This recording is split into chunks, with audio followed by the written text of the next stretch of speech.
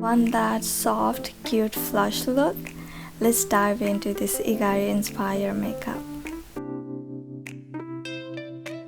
I'm starting off with a skin tint for that natural sheer base, just enough to even out the skin without hiding it. Next, I'm concealing my dark spots and my under eyes, leaving the rest fresh and breathable. Now for the signature Igari touch. Blush. I'm using the Rare Beauty blush right under my eyes and on the tip of my nose. I'm setting everything lightly with setting powder to lock it in without taking away the glow. Then I'm setting my brows to hold their shape, keeping them natural but tidy. I'm contouring the sides of my nose and adding a pop of highlighter to the nose bridge and tip for that delicate definition. For the eyes, I'm starting with a soft brown in the crease and dragging it down to lower lashes.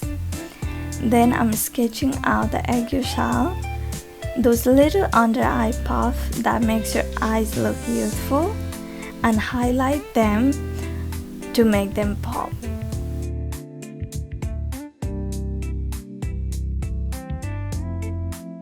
Now I'm adding a shimmer shadows on the lids using my finger for a soft and diffuse look. I highlight my inner corners to brighten my eyes. Then I did my eyeliner off camera, just followed the natural shape. I curled my lashes and added mascara. Fake lashes are big no for Igari makeup. We wanted to keep it delicate and real. I'm going in with a lighter blush to blend everything out and add that extra soft focus effect. I'm lining my lips and blending it with my finger for that blurred look, then topping up with a romance lip tint for that juicy and bitten finish.